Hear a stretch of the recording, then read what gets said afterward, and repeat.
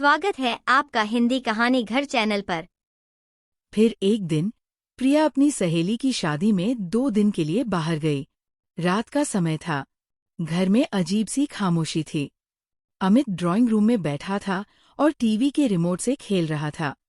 स्नेहा धीरे धीरे उसके पास आई। उसने आज जानबूझकर वही हल्की साटन की नाइटी पहनी थी जैसी प्रिय पहनती थी। अमित ने देखा और नजरें झुका ली। लेकिन स्नेहा ने कहा, अब झिझक क्यों, जब मैं हर रात सब कुछ देखती रही, तुम्हें, प्रिया दीदी को, सब कुछ। अमित चौंक गया। उसने कहा, तुमने देखा, रोज? स्नेहा ने बस आंखें झुकी रखीं और कहा, रोज, और अब मैं चाहती हूँ वो सब तुम्हारे साथ। अमित ने उसकी कलाई पकड़ी। कुछ पल तो जैसे कुछ कहने की कोशिश की, लेकिन उसकी सांसें भारी हो चुकी थीं। स्नेहा अब उससे एक हाथ की दूरी पर थी, और फिर वो दूरी भी नहीं रही। उस रात स्नेहा ने पहली बार सब कुछ महसूस किया, जिस्म की हर थरथराहट, होठों की आग, और वो गहराई जिसे वो सिर्फ देखा करती थी। अमित ने उसके होठों को छुआ तो स्नेहा कांप गई। उसके कानों के पीछे अमित की सांसें जलन छोड़ गईं। वो दीवार थी जहां प्रिया और अमित ने कई रातें बिताई थी। अब वही दीवार गवाह बनी स्नेहा और अमित के छुपे हुए मिलन की। अब ये अक्सर होने लगा। जब प्रिया किचन में होती, स्नेहा बाथरूम से निकलकर हल्की भीगी हुई उसके कमरे में आ जाती। जब प्रिया छत पर कपड़े सुखा रही होती, अमित धीरे से स्नेहा की उंगलियां पकड़ लेता। उनके बीच अब प्यार भी पनपने लगा था। सिर्फ जिस्म नहीं था, एक खतरनाक इश्क था जो हर लम्हा प्रिया के विश्वास को छुपाकर जी रहा था। शाम ढल चुकी थी। बारिश की हल्की बूंदें खिड़की से टकरा रही थी। कमरे में पीली रोशनी का एक कोना बस अमित और प्रिया को छू रहा था। प्रिया ने बाल खोले, हल्की साड़ी में थी। पीठ तक गीले बाल उसकी खूबसूरती में आग लगा रहे थे। अमित दरवाजे की चौखट पर टिककर उसे देख रहा था। प्रिया मुस्कराई, इतने ध्यान से क्या देख रहे हो? अमित धीमे कदमों से पास आया, पीछे से उसकी कमर में हाथ डाला और कान के पास फुसफुसाया, हर बार तुम्हें देखने का मन नहीं भरता, प्रिया, हर बार नई लगती हो। प्रिया की सांसें हल्की तेज हो गईं। उसने मुड़कर उसकी शर्ट के बटन खोलने शुरू किए और बिस्तर की ओर बढ़ते हुए कहा, तो आज मन भर जाने दो। कमरे में अब बस साड़ी की सरसराहट थी। प्रिया के होठों पर अमित के होठों की दस्तक थी। कमर में बाहें कसती जा रही थीं और दिलों की धड़कनें बेताब होती जा रही थी। बिस्तर पर लेटी प्रिया की आंखों में एक पुरानी चाह थी, एक अपनापन। अमित उसके बालों को सुलझाते हुए उसके होठों से नीचे उतरने लगा। गर्दन, कंधे, और फिर सांसों के हर पड़ाव को उसने महसूस किया। प्रिया धीमी आवाज में कहती रही, और करीब, और पास, और अमित ने उसके हर शब्द को चुपचाप उसके जिस्म पर उतार दिया। कमरे के बाहर स्नेहा की खिड़की आधी खुली थी।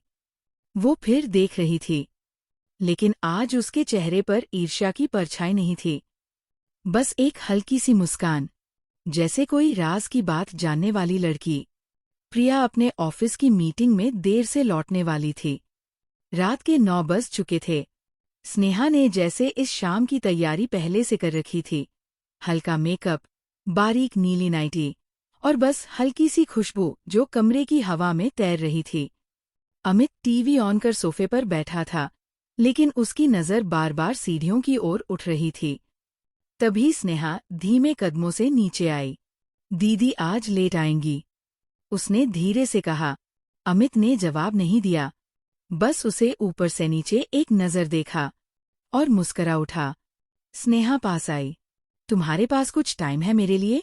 उसकी आवाज में चाह थी, और उसकी उंगलियां धीरे धीरे अमित की हथेली से खेल रही थी।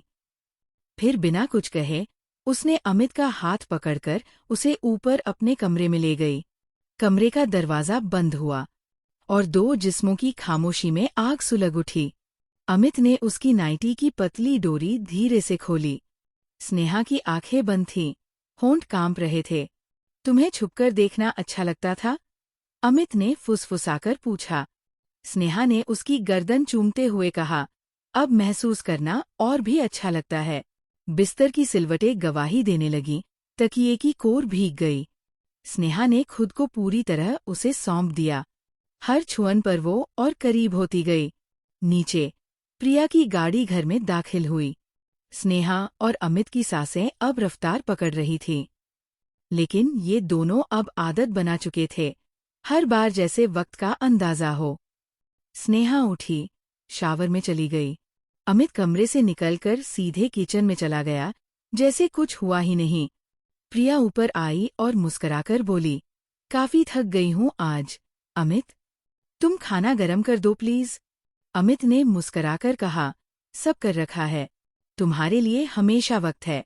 लेकिन उस मुस्कुराहट में अब एक और औरत का स्वाद छुपा था। फिर एक दिन एक रिश्तेदार के वहां शादी थी। सबको जाना था। अमित ने ट्रेन की टिकट बुक की और सब निकल पड़े। एसी 2 टियर डिब्बा था। सीटें कुछ इस तरह बुक थी कि ऊपर की बर्थ पर प्रिया सो रही थी। नीचे की बर्थ पर अमित और स्नेहा आमने सामने बैठे थे। रात के 11 बज चुके थे। ट्रेन बाहर अंधेरे को चीरते हुए तेजी से चल रही थी। खिड़की के बाहर बिखरी रात और अंदर धीरे धीरे सन्नाटा। प्रिया गहरी नींद में थी। उसके चेहरे पर सफर की थकावट साफ दिख रही थी। स्नेहा ने धीरे से अमित की ओर देखा, आंखों में वही पुरानी आग, वही खामोश चाहत। अमित ने भी उसी नजर से जवाब दिया और सीट की दरार के नीचे धीरे से उसका हाथ पकड़ लिया। दोनों की उंगलियां उलझ गईं। स्नेहा ने धीमे से उसके कान में फुसफुसाया, कोई देखेगा तो?